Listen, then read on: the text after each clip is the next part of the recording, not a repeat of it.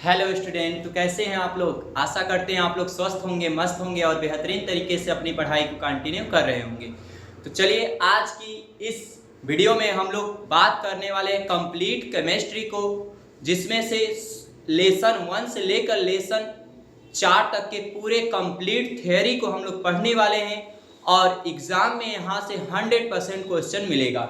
जैसा कि लिखा है यादगार, आज की ये सीरीज जो होगी यादगार होगी। कंप्लीट केमिस्ट्री कराएंगे यहाँ पे हम और परीक्षा में यहीं से आएगा, 100% पक्का है। तो जैसा कि आज महाशिवरात्रि है तो महादेव का नाम लेते हुए चलिए हर हर महादेव के साथ शुरू करते हैं आज की इस क्लास को। और आइए आपका पहला चैप्टर शुरू करते हैं हम।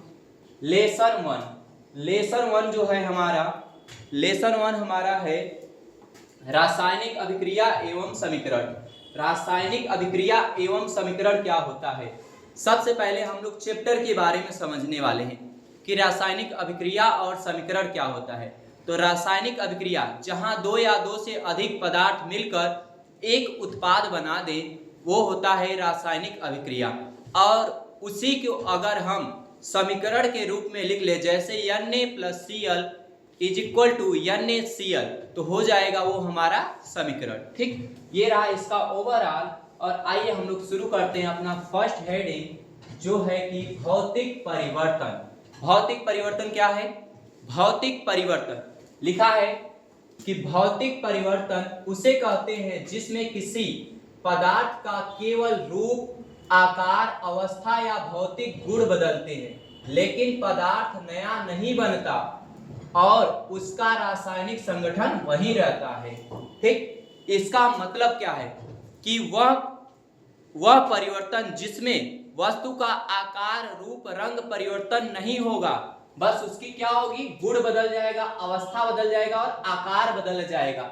जैसे बर्फ का पानी में बदलना। बर्फ एक सॉलिड होता है और होता तो वाटर ही है। जब वो पिघल जाएगा फिर भी वाटर ही रहेगा, लेकिन उसका रूप बदल गया कि नहीं। तो जहां उसका रूप बदल जाए वो होगा भौतिक परिवर्तन। जैसे पानी का भाप बन के उड़ना, कागज का फाड़ना, नमक को पानी में घोलना, लोहे को मोड़ना, ये सब हम उसका रूप और आकार बदल रहे हैं, ना कि उसकी आकृति, यानी कि जो उसका द्रव्यमान है वो नहीं चेंज होगा, बस उसका रूप और आकार चेंज होगा। दूसरी भाषा में हम कह सकते हैं कि ऐसा परिवर्तन जिसको हम अपनी आंखों से देख सके, यानी जिस परिवर्तन को हम अपनी नग्न आंखों से देख पाएंगे वो कौन सा परिवर्तन होगा, तो वो होगा भौतिक परिवर्तन। फिर उसके बाद आता है रासायनिक परिवर्तन। रासायनिक परिवर्तन क्या होता है कि रासायनिक परिवर्तन उसे कहते हैं जिसमें पदार्थ की रासायनिक संरचना बदल जाती है या एक या अधिक नए पदार्थ बन जाते हैं, यानी कि उसी को एक या एक से अधिक पदार्थों में बदल देना रासायनिक परिवर्तन कहलाता है। इसका द्रव्यमान भी चेंज हो जाएगा। जैसे उदाहरण में लोहे में जंग लगना। लोहा हम नया नया लाते हैं, वो रहता है सुंदर, कुछ दिनों बाद उसमें जंग लग जाता है, उसका आयतन भी चेंज हो जाता है और उसका रूप भी बदल जाता है, तो क्या होगा, रासायनिक परिवर्तन होगा। कागज का जलना, कागज अच्छा है उसको जला दो सब गायब हो जाएगा, कागज का जलना। दूध का दही बनना, दूध है कुछ दिन में, कुछ टाइम बाद उसको हम रखे रहेंगे तो क्या बन जाता है, दही बन जाता है। दूसरी शब्दों में हम कह सकते हैं कि ऐसा परिवर्तन जिसको होते हुए हम अपनी आंखों से ना देख पाए क्या कहलाएगा, रासायनिक परिवर्तन कहलाएगा। क्लियर है। आइए नेक्स्ट समझते हैं हम लोग। नेक्स्ट क्या है, रासायनिक अभिक्रिया। अभी जो हम हेडिंग के बारे में बताएं, रासायनिक अभिक्रिया क्या है। जिस प्रक्रिया में केवल एक या अधिक पदार्थ आपस में मिलकर अपने रासायनिक गुण बदल ले और नए पदार्थ बन जाए, उसे क्या कहेगा, रासायनिक अभिक्रिया। यानी कि जहां एक या एक से अधिक पदार्थ आपस में मिलकर नए पदार्थ का निर्माण कर देते हैं उसे क्या कहते हैं, रासायनिक अभिक्रिया। For example Mg+O2, magnesium plus oxygen की जब हम अभिक्रिया कराएंगे तो मैग्नीशियम ऑक्साइड बन जाएगा। ये क्या है, ये हमारा है रासायनिक परिवर्तन। फिर उसके बाद आता है रासायनिक समीकरण। रासायनिक समीकरण क्या है कि रासायनिक अभिक्रिया को प्रतीकों तथा सूत्रों के द्वारा निरूपित करना क्या कहलाएगा, रासायनिक समीकरण। यानी जो रासायनिक अभिक्रिया हुई है और उसी अभिक्रिया को हम दर्शा दें इस फॉर्मेट में कि जैसे ऑक्सीजन O2 हाइड्रोजन H2 इन दोनों की अभिक्रिया कराएं तो क्या बन गया जल। और इसको इस रूप में लिखना ही क्या कहलाता है, हमारा रासायनिक समीकरण कहलाता है। ठीक, क्लियर है। आइए नेक्स्ट क्या है, रासायनिक अभिक्रिया के प्रकार। मोस्ट इंपॉर्टेंट है रासायनिक अभिक्रिया के प्रकार। एग्जाम में यहां से क्वेश्चन 100% पक्का है आएगा। तो क्या है, पहला संयोजन अभिक्रिया। संयोजन अभिक्रिया जहां दो या दो से अधिक अभिकारक मिलकर एक उत्पाद का निर्माण करें उसे कहेंगे संयोजन अभिक्रिया। फॉर एग्जाम्पल, जैसे जब दो या दो से अधिक पदार्थ मिलकर एक ही नया पदार्थ बनाते हैं तो उसे कहते हैं संयोजन अभिक्रिया। उदाहरण में CaO प्लस H2O एरो बन जाएगा क्या, CaOH का होल ट्वाइस बन जाएगा। तो ये क्या है, संयोजन। यहाँ देखो दो अलग अलग चीजें थी, ये जुड़कर एक बन गई। तो जहां दो अलग अलग चीजें जुड़कर एक हो जाए यानी संयोग हो जाए उसे क्या कहेंगे, संयोजन अभिक्रिया। जस्ट इसी का उल्टा होता है वियोजन अभिक्रिया या अपघटन अभिक्रिया।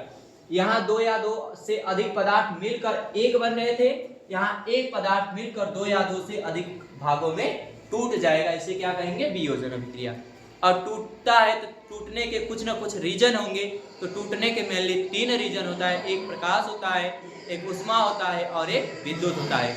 अगर कोई अभिक्रिया सूर्य के प्रकाश के द्वारा टूटती है तो उसे उष्मीय अपघटन कहते हैं। अगर कोई अभिक्रिया विद्युत की वजह से टूटती है तो उसे विद्युत अपघटन कहते हैं। और यदि कोई अभिक्रिया उष्मा की वजह से टूटती है तो उसको उष्मीय अपघटन कहते हैं। ठीक, ये रहा अपघटन का प्रकार। फिर उसके बाद आता है तीसरा हमारा विस्थापन अभिक्रिया। विस्थापन अभिक्रिया क्या है कि जब अधिक क्रियाशील तत्व कम क्रियाशील तत्व को विस्थापित कर दे। दूसरे शब्दों में हम कह सकते हैं कि जैसे दो कपल है और कोई तीसरा व्यक्ति आए और उसमें से एक कपल को हटाकर उसका स्थान ले ले और उसके साथ अपना बांड बना ले, उसे कहेंगे विस्थापन अभिक्रिया। यानी कि अधिक क्रियाशील तत्व क्या करेगा, कम क्रियाशील तत्व को विस्थापित कर देगा। जैसे एग्जाम्पल में हम कह सकते हैं कि जिसके पास अधिक पैसा होता है लोग उसी की ओर अट्रैक्ट हो जाते हैं, यानी जो अधिक क्रियाशील होगा वो कम पैसे वाले को साइड कर देगा। तो वही बात यहाँ देखो हुआ है कि ZnCuSO4 के साथ जब अभिक्रिया किया तो ये जो Zn है ये Cu से अधिक पैसे वाला है, तो ये आकर Cu का स्थान ले लिया और Cu को क्या कर दिया, साइड कर दिया और ZnSO4 बना लिया, साथ में Cu बाहर हो गया। तो जहां अधिक क्रियाशील तत्व कम क्रियाशील को साइड कर दे वो क्या होता है, विस्थापन अभिक्रिया। उसके बाद आता है द्विविस्थापन अभिक्रिया। द्विविस्थापन में विस्थापन तो हम लोग समझे जहां एक लोग को विस्थापित होगा, और द्विविस्थापन जो आपस में एक्सचेंज कर ले, यानी जब यौगिक आपस में अपने आयन बदल लेते हैं उसे कहते हैं द्विविस्थापन। जैसे Na2SO4 BaSCl2 arrow BaSO4 plus 2NaCl। तो देखो Na Ba का स्थान ले लिया और Ba Na का स्थान ले लिया, तो आपस में आयन को एक्सचेंज कर लिए, बदल दिए, तो वहां होगा द्विविस्थापन अभिक्रिया। क्लियर है। फिर आइए नेक्स्ट क्या है, ऊष्माक्षेपी अभिक्रिया। ऊष्माक्षेपी का मतलब होता है ऊष्माक्षेपी यानी ऊष्मा को बाहर निकालना, यानी ऐसी अभिक्रिया जिसमें अभिक्रिया के फलस्वरूप ऊष्मा बाहर निकलती है। जिस अभिक्रिया में ऊष्मा निकलती है उसे क्या कहते हैं, ऊष्माक्षेपी अभिक्रिया। जैसे C+O2 एरो CO2 प्लस ऊष्मा, इसमें ऊष्मा बाहर निकली है तो ऊष्मा क्या हो गई, बाहर निकल रही है, तो ये कौन सी अभिक्रिया हो गई, ऊष्माक्षेपी।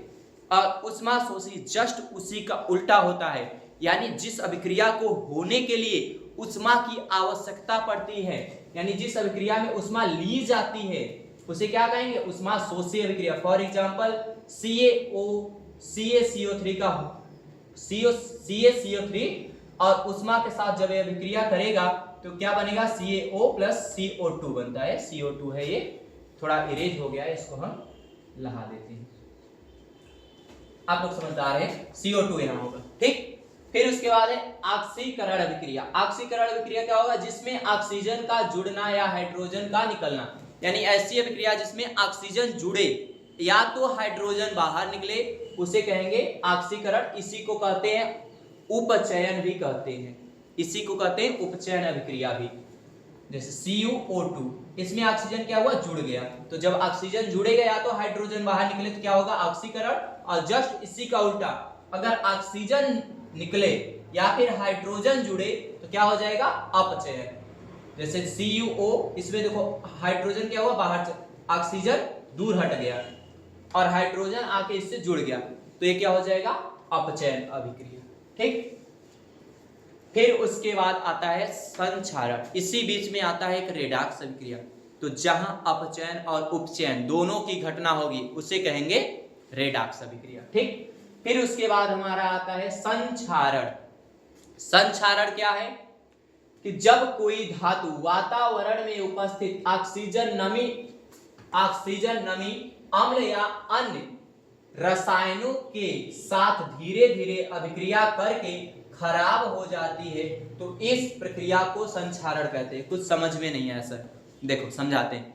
जब कोई धातु वायु अथवा नमी के संपर्क में आती है, जैसे लोहा ले लो, उसको कुछ दिन बाहर रख दो तो देखोगे उसमें कुछ मूर्छा लग जाता है, वो क्या हो रहा है, उसका क्षरण हो रहा है, यही होता है संक्षारण। एग्जाम्पल में लोहे में जंग लगना, जंग इस कलर का होता है, चांदी का काला पड़ना, चांदी आप लोग देखे होगे धीरे धीरे वो काला हो जाता है, वो उसका जंग है। तांबे पर हरी परत चढ़ जाना, ये क्या है, संक्षारण है ये सब। और संक्षारण के उपाय भी होते हैं, पेंट कर दो नहीं जंग लगेगा, ग्रीस लगा दो, तेल लगा दो, गैल्वेनाइजेशन या जस्ता की परत चढ़ा दो, या इलेक्ट्रोप्लेटिंग कर देंगे, फिर भी संक्षारण से हम लोग बच सकते हैं। देखते हैं हम लोग लोहा लाते हैं गाटर वाटर, तो उसको पेंट करके घरों में लगाया जाता है ताकि उसमें जंग ना लगे। ठीक, फिर उसके बाद आती है विकृत गंधिता। विकृत गंधिता क्या होती है, तेल वसा चर्बी युक्त खाद्य पदार्थों का हवा में ऑक्सीजन की अभिक्रिया करके खराब हो जाना और उसमें दुर्गंध व खराब स्वाद आना, इसे विकृत गंधिता कहते हैं।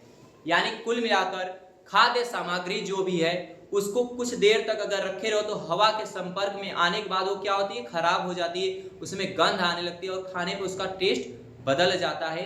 इस घटना को कहते हैं विकृत गंधिता। ठीक, फिर उसके बाद हमारा नेक्स्ट है क्या, रासायनिक समीकरण लिखने की विधि। रासायनिक समीकरण लिखने की विधि इंपॉर्टेंट नहीं है लेकिन कभी कभी पूछ लेता है, तो कैसे लिखते हैं। सबसे पहले क्या करेंगे, अभिक्रिया को शब्दों में लिखेंगे, जैसे मैग्नीशियम, ऑक्सीजन, इन सबको शब्दों में लिख लेंगे। फिर इन्हीं शब्दों का क्या करेंगे, सूत्र लिख देंगे, जैसे मैग्नीशियम का Mg, ऑक्सीजन का O2, मैग्नीशियम का Mg, मैग्नीशियम ऑक्साइड MgO, सूत्र द्वारा लिखेंगे। तीसरे चरण में क्या करेंगे, ये असंतुलित है तो तीसरे चरण में हम उसको क्या करेंगे, उनकी संख्या को गिनेंगे, दोनों और परमाणुओं की संख्या को गिनेंगे।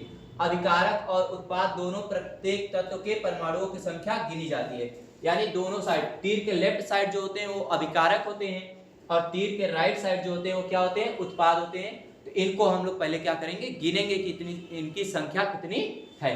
ठीक, गिनने के बाद पता चला रासायनिक समीकरण को फिर हम इनको बैलेंस करेंगे। जिस तत्व के परमाणु बराबर न हो उन्हें गुणांक लगाकर बराबर किया जाता है। कैसे किया जाता है, आओ देखो।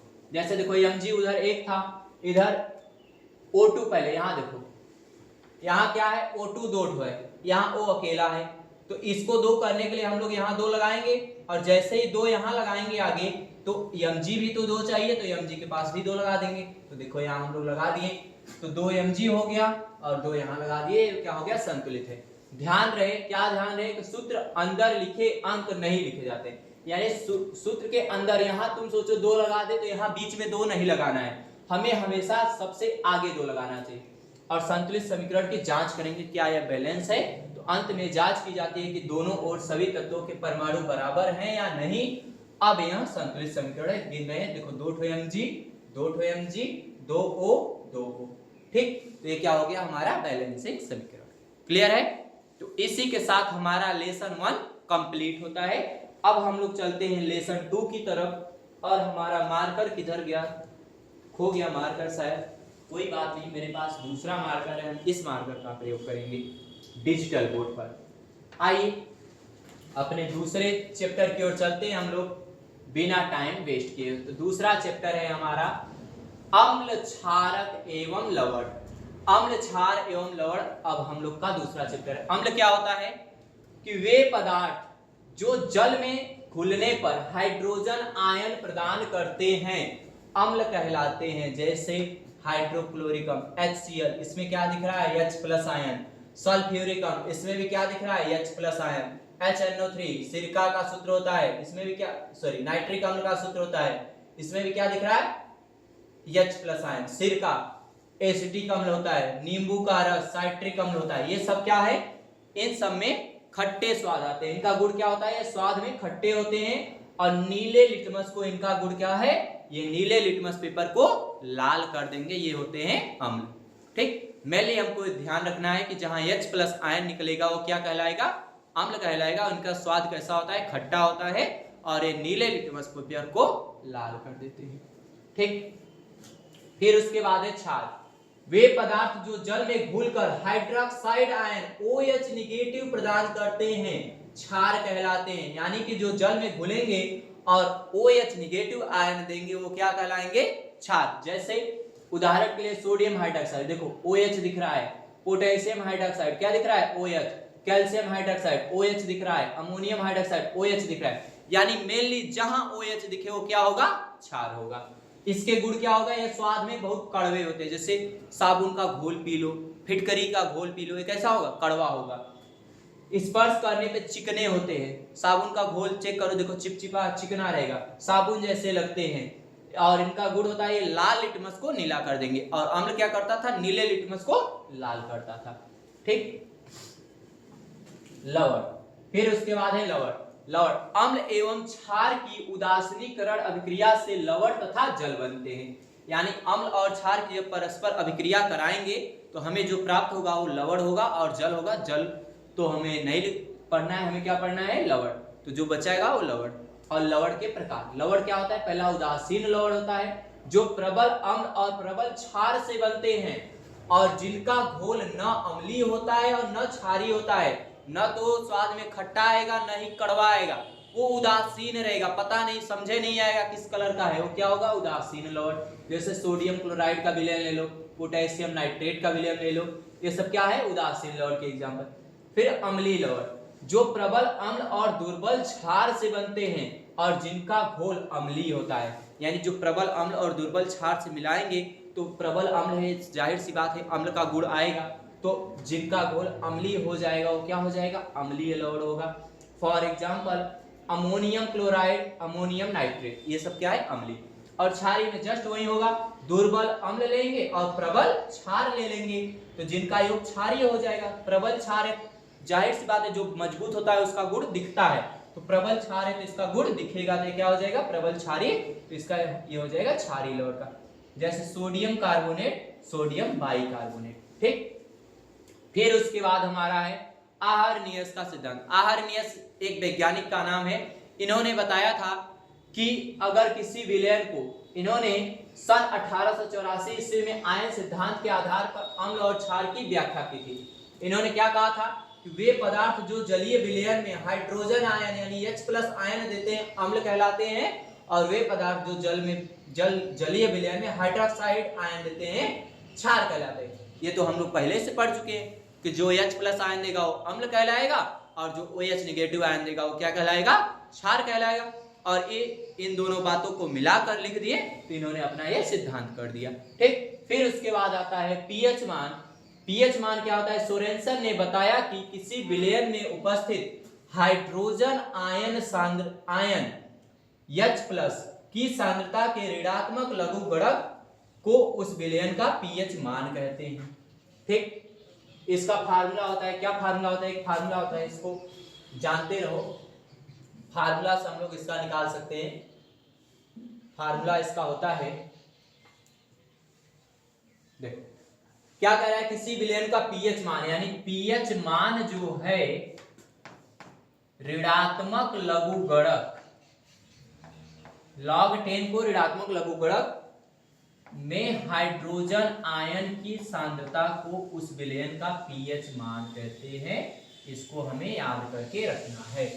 ठीक, इसको हमें याद रखना है। चलो, क्लियर है। आओ नेक्स्ट हम लोग समझते हैं। नेक्स्ट क्या है, प्रबल एवं दुर्बल क्षारक क्या होते हैं। अभी प्रबल क्षार और दुर्बल क्षार के बारे में हम लोग पढ़े तो ये क्या होते हैं। तो वे क्षारक जो जल में पूर्णतया वियोजित हो जाए यानी पूरी तरह जल में घुल जाए वो प्रबल क्षार कहलाएंगे, और जो जल में पूरी तरह न घुले वो प्रबल क्षार नहीं कहलाएंगे। सीधी सीधी बात है, वो दुर्बल क्षार कहलाएंगे। यानी कि जो जल में पूर्णतया घुल जाए वो प्रबल क्षार होगा, और जो जल में पूर्णतया वियोजित या आयनित नहीं होंगे वो दुर्बल क्षार कहलाएंगे। ठीक, फॉर एग्जाम्पल में KOH जल में घुल जाएगा, ये सब जल में घुल जाएंगे, और ये जो है NH4Cl ये सब जल में वियोजित या आयनित नहीं होंगे, तो ये क्या होंगे? दुर्बल क्षार। फिर क्षारक की अम्लीयता क्या होती है कि किसी क्षार के एक अणु में उपस्थित प्रतिस्थापन योग्य हाइड्रोक्सिल आयनों OH की संख्या उस क्षारक की अम्लीयता कहलाती है। यानी किसी भी समीकरण में प्रतिस्थापन योग्य यानी हटने योग्य जो OH आयन होगा उसकी संख्या क्या कहलाएगी? क्षारक की अम्लीयता। फॉर एग्जांपल NH4COH KCN की अम्लीयता CaOH होल ट्वाइस MgOH का होल ट्वाइस की 2 है, तथा FeO3 AlO3 की संख्या 3 है। यानी 3 हाइड्रोक्साइल आयन है, यहाँ भी 3 है, तो 3 विस्थापित हो गया, तो इसकी संख्या 3 है। यहाँ 2 OH आयन है, यहाँ 2 OH आयन है, तो इसका अम्लीयता क्या होगी? 2 होगी। क्लियर? आओ नेक्स्ट क्या है कि साधारण नमक। साधारण नमक पूछता है कि कैसे प्राप्त करें, उसका गुण क्या होता है, विधि क्या होती है। तो आइए हम लोग डिटेल से नमक के बारे में पढ़ते हैं। नमक क्या है कि इसका नाम होता है, रासायनिक नाम सोडियम क्लोराइड, और इसका सूत्र होता है NaCl। प्राप्ति स्थान, ये कैसे प्राप्त किया जाता है? तो नमक, साधारण नमक हमारे भोजन का प्रमुख अवयव है। बिल्कुल है भाई। दैनिक जीवन में खाने में काम आने वाला साधारण नमक प्रकृति से पर्याप्त मात्रा में मिलता है। यह चट्टानों, झीलों तथा समुद्र के जल से प्राप्त किया जाता है। चट्टानों से प्राप्त नमक को सेंधा नमक कहते हैं। यानी कि नमक चट्टान, झील और समुद्रों से बनता है। मेनली उसका कहने का मतलब यह है कि कहां से प्राप्त होता है? तो चट्टान, झील और समुद्र, और जो चट्टानों से मिलता है वो सेंधा नमक होता है। सेंधा नमक आप लोग खाए होंगे। उसके बाद इसको बनाने की विधि, ये बनता कैसे है? तो साधारण नमक समुद्र तथा खारी झीलों के जल को सूर्य की प्रकाश की उष्मा में वाष्पित करके प्राप्त किया जाता है। कोलकाता, मुंबई तथा चेन्नई के पास समुद्र है। जल के वाष्पन से साधारण नमक बनाया जाता है। राजस्थान की खारे जल की सांभर झील साधारण नमक का उदाहरण है। यानी कि समुद्र के पानी को एक मेड़ द्वारा इकट्ठा कर लिया जाता है, और सूर्य का प्रकाश जब उसमें आता है तो वाष्प द्वारा उसका पानी सूख जाता है, और जो उसका साल्ट रहता है वो उसमें जम जाता है, और उसको मशीनरी द्वारा फिल्टर करके हम लोग नमक प्राप्त कर लेते हैं। ठीक, इसके गुण होंगे कुछ। तो साधारण नमक के प्रमुख गुण, इसके गुण क्या है? इसके प्रमुख गुण, भौतिक गुण क्या है कि यह रंगहीन होता है। इसका कोई रंग होता है नमक का? कोई बताएगा हमें रंग होता है भैया? नहीं, तो इसका कोई रंग नहीं होता है। और एक क्रिस्टलीय ठोस होता है। पहले ऐसे देखो ढोका ढोकास नमक आता था, इतना छोटा छोटा, अब तो पीस पीस के आता है। टाटा नमक, बिरला नमक, ये सब हम लोग खाते हैं। पहले ऐसे आता था गोली गोली जैसा, हम लोग तो खरीदे 4 रुपया किलो, 5 रुपया किलो ऐसे मिलता था। यह जल में अत्यधिक विलेय है, पानी में डालो घुल जाएगा। इसका स्वाद नमकीन होता है, जाहिर सी बात है। गर्म करने पे चटकता है, कभी आग में नमक फेंक कर देखो, चट चट की आवाज आएगी, चटकता है। और इसका रासायनिक गुण क्या है कि अम्लों से क्रिया सोडियम क्लोराइड, पहले अम्लों से क्रिया करेंगे, सोडियम क्लोराइड अम्लों से क्रिया करके सांद्र सल्फ्यूरिक अम्ल के साथ क्रिया गर्म करने पर हाइड्रोक्लोरिक अम्ल प्रदान करते हैं। कहां पहुंच गई? बैक हो गए।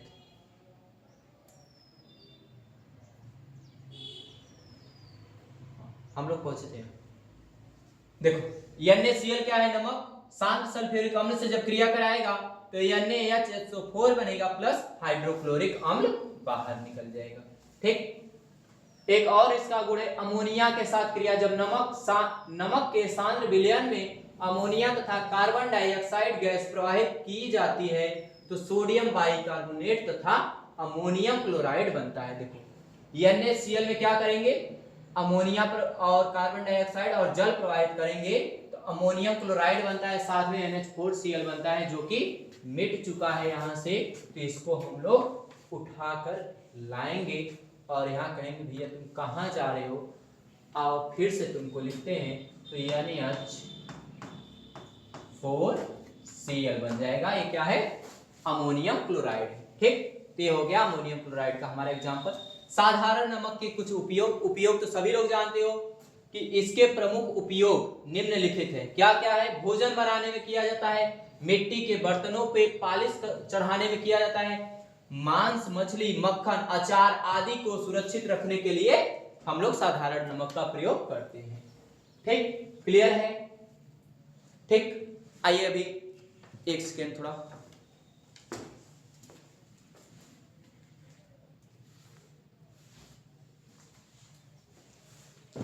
ठीक, चलिए आगे हम लोग चलते हैं। आगे क्या है, अगला है हमारा plaster of Paris. Plaster of Paris, plaster of Paris, हाथ टूट गया, प्लास्टर बनेगा, बनेगा कि नहीं, तो किसका प्रयोग करेंगे प्लास्टर ऑफ पेरिस का।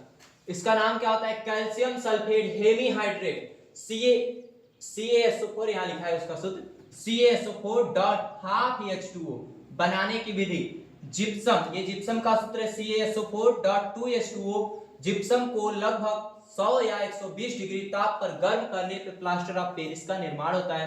रासायनिक समीकरण, जब ये जिप्सम का सूत्र है, जिप्सम को जब हीट करेंगे, गर्म करेंगे 120 डिग्री पे, तो क्या बनेगा, हमारा प्लास्टर ऑफ पेरिस बनेगा और 3/2 जल बाहर निकल जाएगा। ठीक, और इसके कुछ गुण होंगे, तो आइए इसके गुण को पढ़ा जाए। गुण क्या है कि सफेद रंग का महीन पाउडर होता है। क्या, प्लास्टर ऑफ पेरिस सफेद रंग का होता है भैया। पानी मिलाने पर जल्दी सख्त हो जाता है। पानी में जैसे ही डालेंगे एकदम कठोर हो जाएगा, हार्ड हो जाएगा, इसलिए देखो इसको ऐसे टूट जाएगा, इसको मारोगे फिर भी नहीं टूटता। हल्का और चिकना होता है, बहुत सॉफ्ट होता है और चिकना होता है। उपयोग क्या करेंगे, टूटी हुई हड्डियों को प्लास्टर, कब से यही बता रहे हैं, हड्डी टूट जाएगी तो उस पर क्या करेंगे, प्लास्टर। और मूर्तियां और सजावटी सामान बनाने में भी किया जाता है। साथ के साथ दीवारों और छत की सजावट के लिए भी प्लास्टर ऑफ पेरिस का प्रयोग किया जाता है। और खिलौने और सांचे बनाने में भी प्लास्टर ऑफ पेरिस का उपयोग करते हैं। अब आता है ब्लीचिंग पाउडर, बेरंजक चूर्ण। ब्लीचिंग पाउडर जानते हो, नाला वाला होता होगा हम लोगों के आसपास, देखोगे यहाँ उज्जर पाउडर छिड़का रहता है, वही होता है ब्लीचिंग पाउडर। इसका रासायनिक नाम क्या होता है, कैल्शियम ऑक्सीक्लोराइड। सूत्र क्या होता है, CaOCl2 होता है। बनाने की विधि, कैसे प्राप्त करेंगे इसको, सूखे बुझा हुआ चूना पर क्लोरीन गैस प्रवाहित करेंगे तो क्या बन जाएगा, ब्लीचिंग पाउडर। जैसे CaOH का होता है शुष्क चूने का सूत्र है, और शुष्क क्लोरीन इसमें जब प्रवाहित करेंगे तो CaOCl2 यही है क्या, विरंजक ब्लीचिंग पाउडर है, और जल साथ में बन जाएगा हमारा। इसका भी कुछ गुण होगा, यह पीले रंग का होता है, छीटा रहता है, व्हाइट पूरा नहीं होता है, देखोगे पीलापन होता है, उसमें पीले रंग का पाउडर होता है। क्लोरीन जैसी तीखी गंध आती है, बहुत खराब महकता है, तीखी गंध, यानी जो हमें पसंद ना हो उसको तीखी गंध कहा जाता है। पानी में थोड़ा घुलनशील होता है, पानी में डाल दो घुल जाता है। हवा में रखने पर धीरे धीरे खराब हो जाएगा, बाहर कुछ दिन बाद देखोगे व्यर्थ हो जाता है। उपयोग कहाँ करेंगे, कपड़े और कागज सफेद करने में, पानी को कीटाणु से बचाने के लिए, पानियों को पीने के लिए जो टंकियां बनाई जाती है उसके अंदर भी ब्लीचिंग पाउडर डाला जाता है, और साथ में कीटाणु नाशक होता है। और क्लोरीन गैस बनाने के लिए भी हम लोग क्या करेंगे, ब्लीचिंग पाउडर का उपयोग करने वाले हैं। फिर आता है खाने का सोडा। खाने का सोडा देखो भाई, खाने का सोडा सब लोग देखो, इसका नाम होता है बेकिंग सोडा। रासायनिक नाम क्या होता है, सोडियम हाइड्रोजन कार्बोनेट। सूत्र क्या होता है, NaHCO3। बनाने की विधि क्या होती है कि सोडियम क्लोराइड के घोल में अमोनिया और कार्बन डाइऑक्साइड गैस प्रवाहित करने पर खाने का सोडा मिल जाएगा हमें। जैसे सोडियम क्लोराइड में अमोनिया और H2O और कार्बन डाइऑक्साइड डालेंगे तो क्या बनेगा, NaHCO3 साथ में NH4Cl बनेगा। तो ये जो सूत्र है ये है खाने का सोडा का सूत्र। ठीक, इसका भी कुछ गुण होगा, यह सफेद क्रिस्टलीय पाउडर होता है, हल्का क्षारीय होता है, गर्म करने पे CO2 गैस बाहर निकलता है। उपयोग कहाँ करेंगे, केक खाओ, ब्रेड आदि बनाने में इसका प्रयोग करते हैं। अम्लता दूर करने के लिए दवा में प्रयोग करते हैं। सोडा एसिड अग्निशामक में प्रयोग करते हैं। खाने को मुलायम बनाने में भी इसका पूड़ी उड़ी बनाते हैं, रसगुल्ला बनाते हैं, उसमें बेकिंग सोडा डालते हैं। फिर उसके बाद होता है धावन सोडा यानी धोने का सोडा। ये क्या है? धोने का सोडा है। वॉशिंग सोडा जिसको हम लोग कहते हैं। Sodium carbonate decahydrate Na2CO3.10H2O। कभी भूल जाओ तो ये बताओ, कपड़ा धोने के लिए बहुत पानी की आवश्यकता होती है, तो 10 मतलब 10, H2O मतलब जल, यानी 10 बाल्टी पानी की जरूरत कहां पड़ती है? कपड़ा धोने, यानी धावन सोडा का सूत्र हो जाएगा। बनाने की विधि क्या होगा? पहले खाने का सोडा को गर्म करने पर सोडियम कार्बोनेट बनता है, फिर इसमें जल के अणु मिलाने पर धोने का सोडा बन जाएगा। फॉर एग्जाम्पल, सोडियम कार्बोनेट में जल मिलाएंगे तो क्या बन जाएगा? धोने का सोडा बन जाएगा। क्लियर है? फिर है हमारा इसका गुण, सफेद क्रिस्टलीय ठोस होता है, पानी में घुलनशील होता है, क्षारीय प्रकृति होती है इसकी। उपयोग कहां करते हैं? कपड़ा धोने, सफाई करने, कांच, साबुन और कागज बनाने में भी प्रयोग किया जाता है। साथ साथ कठोर जल को मुलायम करने में भी प्रयोग किया जाता है, और विभिन्न रसायनों के निर्माण में। कठोर जल का मतलब, जब हम लोग पानी डालते हैं तो पानी के अंदर जब सोडा मिला, देखो बहुत एकदम चिकना चिकना सॉफ्ट फील होता है, तो ये होता है कठोर जल को मुलायम करने। तो इसी के साथ हमारा सेकेंड चैप्टर भी होता है। Tata bye bye. अब हम लोग चलते हैं अपने थर्ड चैप्टर की ओर। थर्ड चैप्टर हमारा क्या है? तो धातु एवं अधातु। धातु एवं अधातु। धातु क्या होता है? आओ समझते हैं।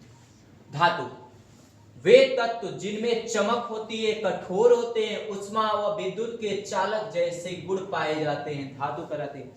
यानी कि जो कठोर होंगे और जिसमें विद्युत प्रवाहित हो जाए, चमकदार होते हैं, वो क्या होते हैं? धातु कहलाते हैं। फॉर एग्जाम्पल, इनकी सतह गुण इनका क्या होता है? चमकदार होते हैं, ऊष्मा और विद्युत के अच्छे चालक होते हैं, यानी ऊष्मा और विद्युत इसमें प्रवाहित हो जाएगी। पीट कर पतली चादर बनाई जा सकती है इनका, और तार बनाए जा सकते हैं। उदाहरण जैसे लोहा ले लो, तांबा ले लो, सोना, चांदी, एल्युमिनियम, ये सब क्या है? धातु हैं। फिर उसके बाद होता है अधातु। अधातु क्या है? कि वे तत्व जिनमें धातुओं जैसे गुण नहीं होते हैं, बिल्कुल अलग। अधातु जैसे जिसमें चमक नहीं पाई जाएगी, कठोर नहीं होगा, विद्युत और ऊष्मा का सुचालक नहीं होगा, वो सब क्या होगा? अधातु होगा। गुण चमक नहीं होती है, ऊष्मा विद्युत के खराब चालक होते हैं, यानी नहीं जाते, भंगूर होते हैं, पीटने पे टूट जाते हैं। उसको पीटोगे तो चौड़ा हो जाएगा, इसको पीटोगे छिटा जाएगा। उदाहरण कार्बन, सल्फर, ऑक्सीजन, नाइट्रोजन, इसके एग्जाम्पल है। उसके बाद होता है उपधातु। उपधातु क्या है? वे तत्व जिनमें धातु और अधातु दोनों के गुण पाए जाते हैं। मतलब थोड़ा धातु, थोड़ा अधातु, थोड़ा तुम, थोड़ा हम, दोनों मिलकर अलग हो जाएंगे, तो ये होगा अधातु। गुण क्या होगा? कुछ गुण धातु जैसे, कुछ अधातु जैसे। सामान्यतः अर्धचालक होते हैं ये, सेमीकंडक्टर जिसको बोलते हैं। एग्जाम्पल में बोरान, सिलिकॉन, जर्मेनियम, आर्सेनिक इसके फेमस उदाहरण है, इसके उपधातु के।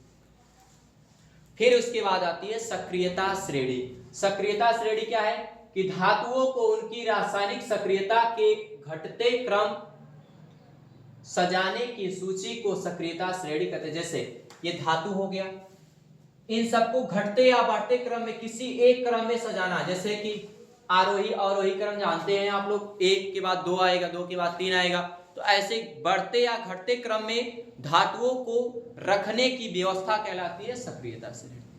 ठीक, क्लियर है? आइए नेक्स्ट। नेक्स्ट क्या है? खनिज। खनिज यानी खनिज, जिसको खन कर निकाल दो, यानी जो प्रकृति से पाए जाते हैं उनको क्या कहते हैं? खनिज।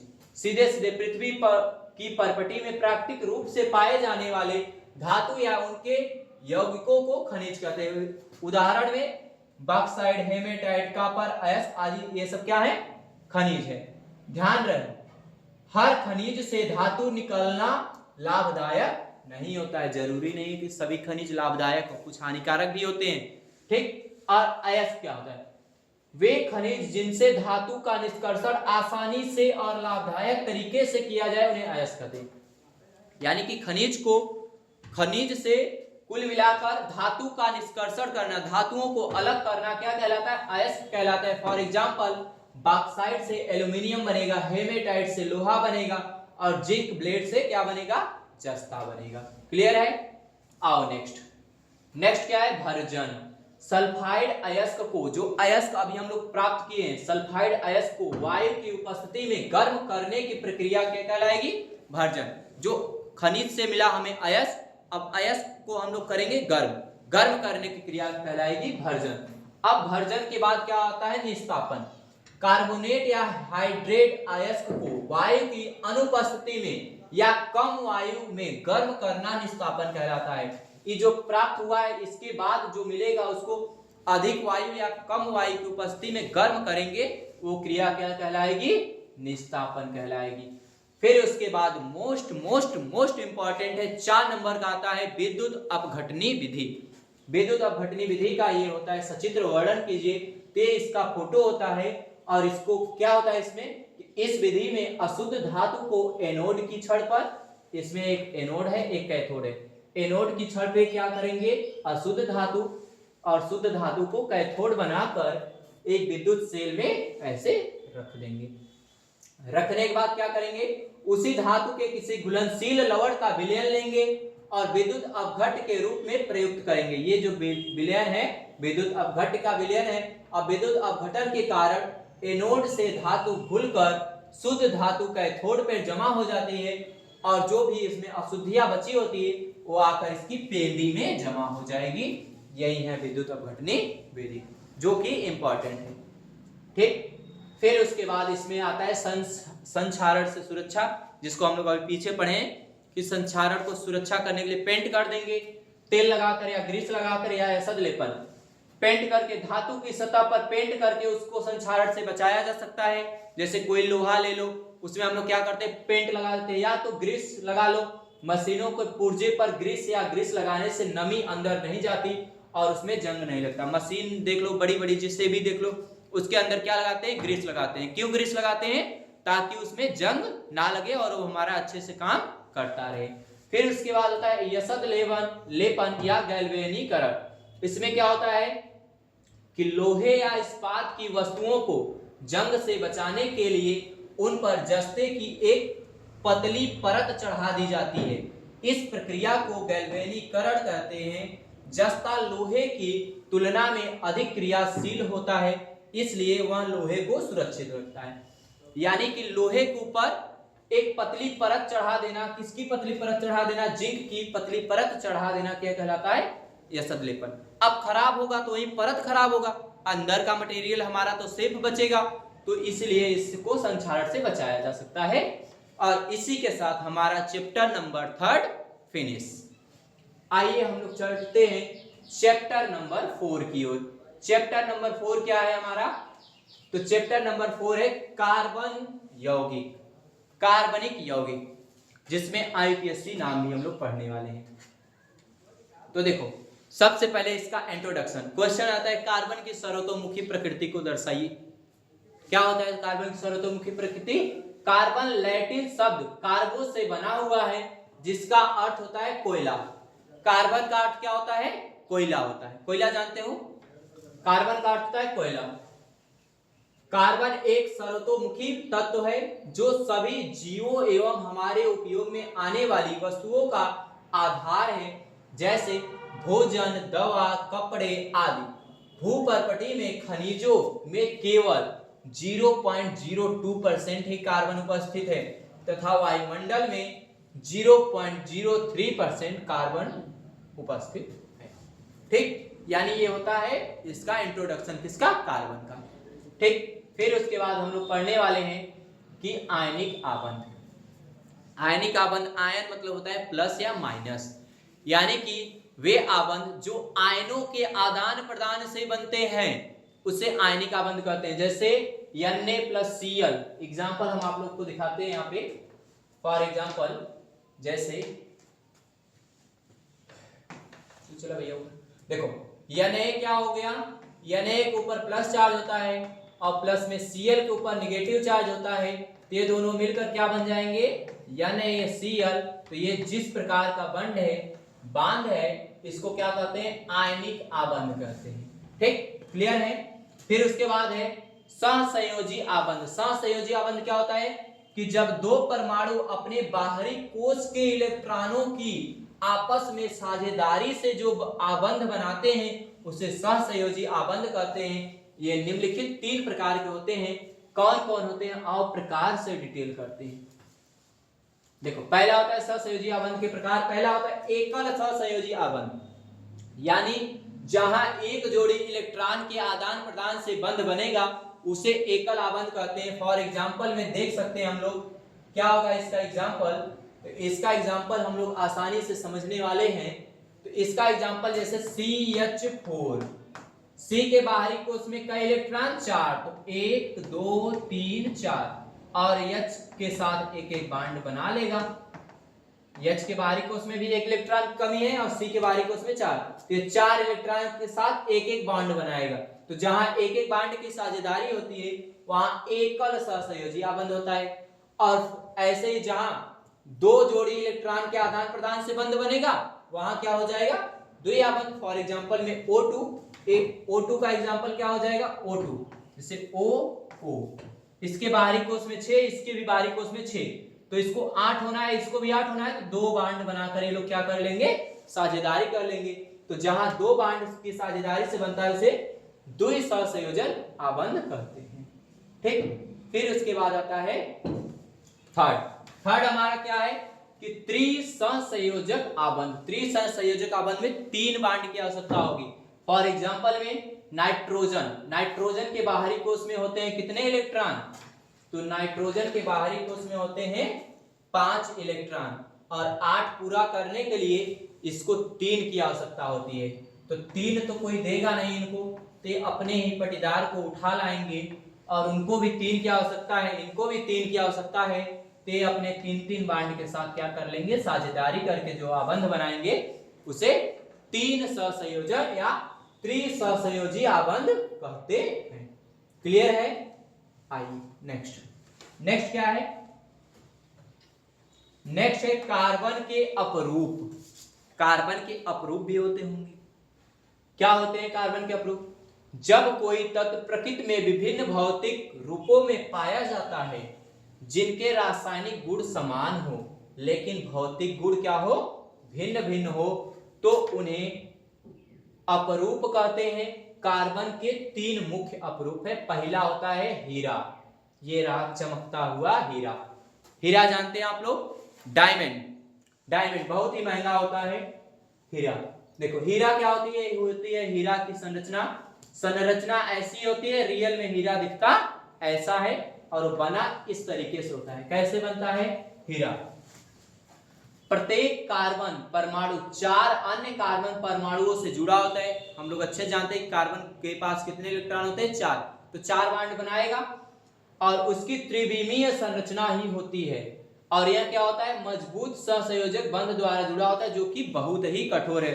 दुनिया की सबसे कठोर धातु प्लेटिनम होती है, लेकिन हम लोग मानते हैं किसको, हीरा को। तो हीरा क्या है, सबसे कठोर है।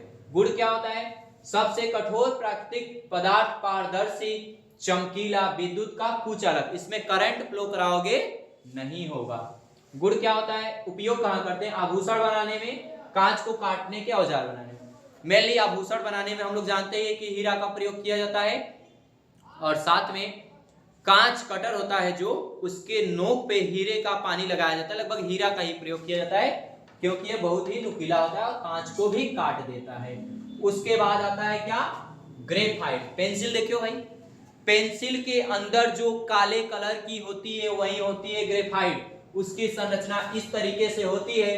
संरचना क्या है, प्रत्येक कार्बन 3 कार्बन से जुड़ा होता है और खष्टकोणीय परतें बनाती है। परतों के बीच कमजोर बल आसानी से फिसलती है। ये देखो, ये क्या है, खष्टकोणीय संरचना है और ये किसका संरचना है, ग्रेफाइट का। गुण इसके क्या होते हैं कि ये मुलायम होता है, चिकना होता है, विद्युत का सुचालक होता है। कभी भी पेंसिल को दोनों साइड से छीलकर लाइन के प्लग में मत खोस देना, नहीं तो करंट मारेगा, उड़ जाओगे। ठीक, क्योंकि उसमें क्या आता है, करंट फ्लो होता है। उपयोग क्या है कि पेंसिल की नोक बनाने में किसका प्रयोग किया जाता है, ग्रेफाइट का। इलेक्ट्रोड व स्नेहक, सेल जानते हो, पहले सेल आता था, एक सेल जो टार्च वार्च में लगाया था, उसको फोड़ोगे तो बीच में एक इलेक्ट्रोड होता है, वो किसका होता है, ग्रेफाइट का होता है। और नेक्स्ट होता है फुलेरिन। फुलेरिन की संरचना क्या है? कार्बन परमाणु गेंद जैसी संरचना बनाते हैं। पंचभुज व खष्टभुज रिंग से बनी होती है। ये देखो, पंचभुज या खष्टभुज रिंग से जो बनी होती है यही है फुलेरिन। फुलेरिन का उपयोग कहां करते हैं? तो गुण पहले होता है, यह हल्का और मजबूत होता है और उपयोग करते हैं नैनो टेक्नोलॉजी, दवा अनुसंधान के क्षेत्र में इसका हम लोग उपयोग करते हैं। ठीक, क्लियर है। फिर उसके बाद आता है संतृप्त एवं असंतृप्त हाइड्रोकार्बन। संतृप्त और असंतृप्त हाइड्रोकार्बन क्या होता है कि जिन हाइड्रोकार्बन में कार्बन कार्बन के बीच केवल एक बंध हो उन्हें संतृप्त हाइड्रोकार्बन कहते हैं। यानी सिंगल बॉन्ड, एक बॉन्ड जहां होगा उसे क्या कहेंगे?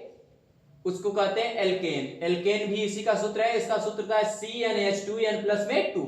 उदाहरण के लिए मेथेन, एथेन, प्रोपेन, इन सब में क्या है? N जुटा है। कौन से ग्रुप का है? एल्केन ग्रुप का। और ये ही सब क्या है? संतृप्त हाइड्रोकार्बन। और जहां सिंगल बॉन्ड के अलावा या तो 2 बंध दिखे या तो 3 बॉन्ड, या तो डबल बॉन्ड दिखे या तो 3 बॉन्ड दिखे, वो क्या होगा? असंतृप्त हाइड्रोकार्बन होता है। फॉर एग्जांपल में इसका सूत्र देखो, एल्कीन और एल्काइन होते हैं। एल्कीन CnH2n होता है और एल्काइन में CnH2n-2 होता है, जैसे एथीन और एथाइन। ये सब क्या है? असंतृप्त हाइड्रोकार्बन है। फिर उसके बाद आता है समजातीय श्रेणी। समजातीय का मतलब जो एक ही जाति के हों। जैसे एल्कोहल इसमें लगा है तो उसमें भी एल्कोहल ही लगा होना चाहिए। अगर दोनों एक ही जाति के श्रेणी होंगे तो कौन सी श्रेणी कहलाएंगे? समजातीय, यानी जिसके क्रियात्मक समूह समान हो। देखो, ऐसे कार्बनिक यौगिक का समूह जिनका सामान्य सूत्र समान हो, रासायनिक गुण समान हो, उन्हें क्या कहते हैं?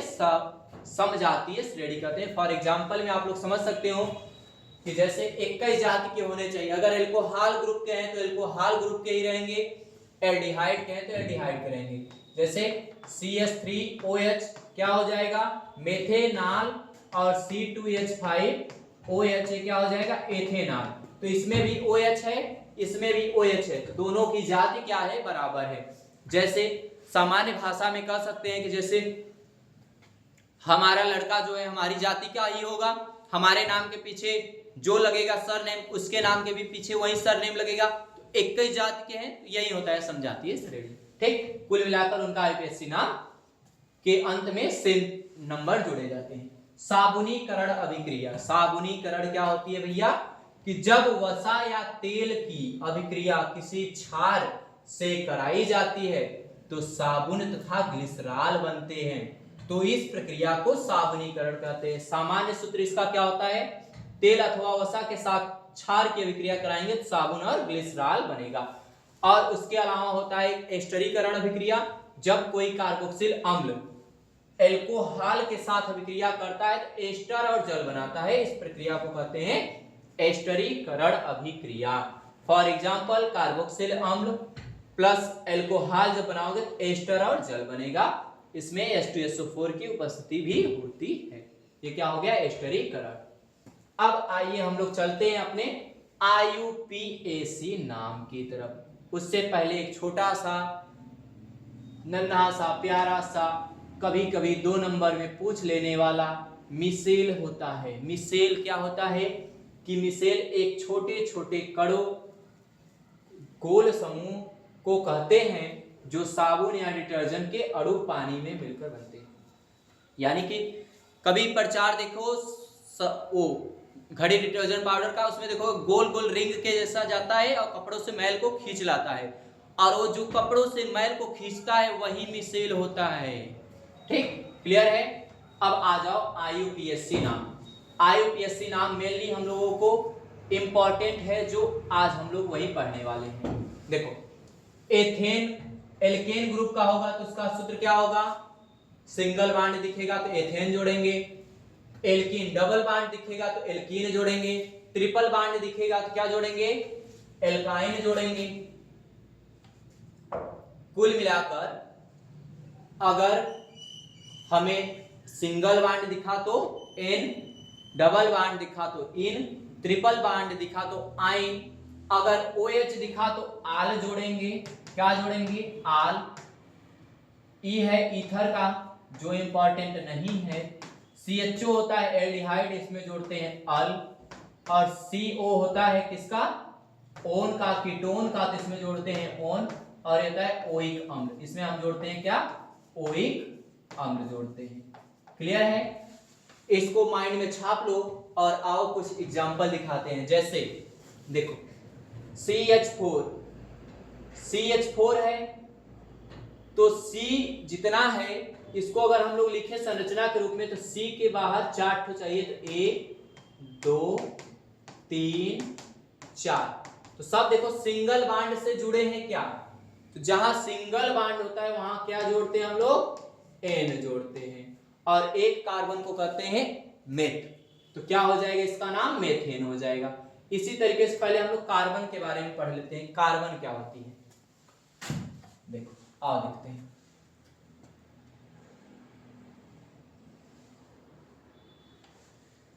देखो अगर एक सी तुमको दिखे तो तुमको क्या बोलना है, मेथ बोलना है। 2 सी दिखे तो क्या बोलना है, एथ बोलना है। 3 सी दिखे तो क्या बोलना है, प्रोप बोलना है। 4 सी दिखेगा तो उसका नाम क्या होता है, ब्यूट होता है। 5 सी दिख जाए तो क्या नाम हो जाएगा, पेंट नाम हो जाएगा। 6 सी दिख जाए तो क्या नाम होता है, हेक्स, और हमको ये 6 ही पढ़ना है। इसके अलावा अगर तुमको सिंगल बॉन्ड दिखे तो क्या जोड़ना है, इसी में जोड़ना है, क्या जोड़ना है, एन। डबल बॉन्ड दिखे तो क्या जोड़ना है, इन जोड़ना है। ट्रिपल बॉन्ड दिखे तो क्या जोड़ना है, आइन जोड़ना है। और CHO दिखे तो क्या जोड़ना है, अल जोड़ना है। सिंगल बॉन्ड COOH दिखे तो क्या जोड़ना है, ओइक अम्ल जोड़ना है। क्या जोड़ना है भैया, ओइक अम्ल जोड़ना है। और OH दिखे तो OH में क्या जोड़ना है, आल जोड़ेंगे हम लोग। और इसके अलावा CO अगर दिख जाए तो क्या जोड़ना है हमको, ओन जोड़ना है। ये तो रही पीछे की बात, और इसमें जितने सी है सबको जोड़ेंगे। और आगे अगर तुमको Cl दिख जाए तो आगे तुम लोग सबसे पहले ही लिखोगे इसको क्या, क्लोरो लिखोगे। Br दिख जाए तो क्या लिखना है हमको, ब्रोमो लिखना है। और अगर I दिख जाए तो क्या जोड़ना है, आइडो जोड़ना है। क्लियर है?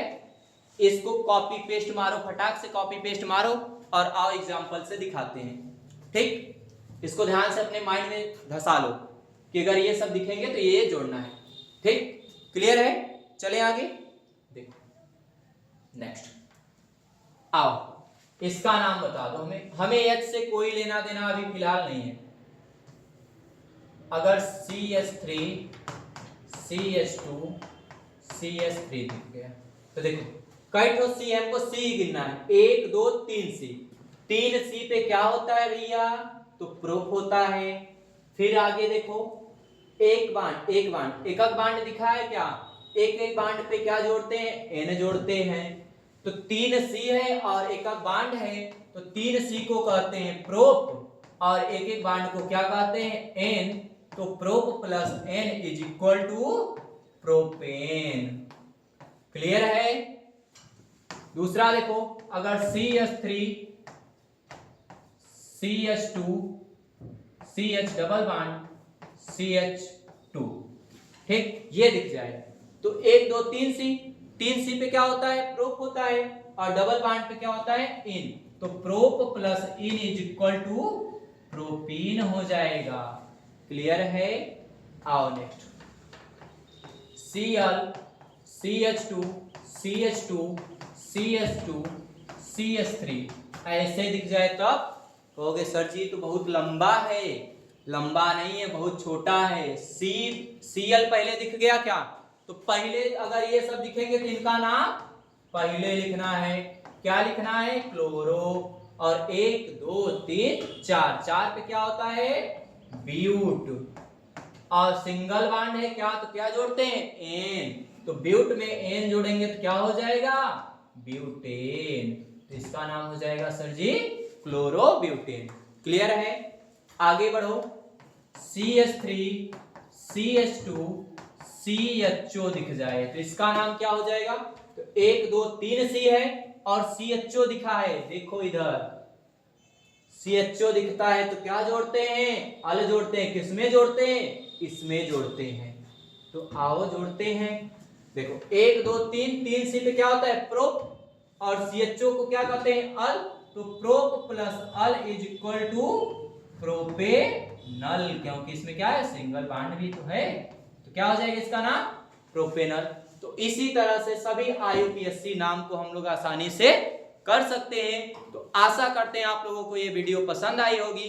वीडियो पसंद आए तो कमेंट करिए जरूर। और आज महाशिवरात्रि है तो हर हर महादेव के साथ इस वीडियो को यहीं पे करते हैं समाप्त। तब मिलते हैं नेक्स्ट वीडियो में, तब तक के लिए टाटा बाय बाय, जय हिंद।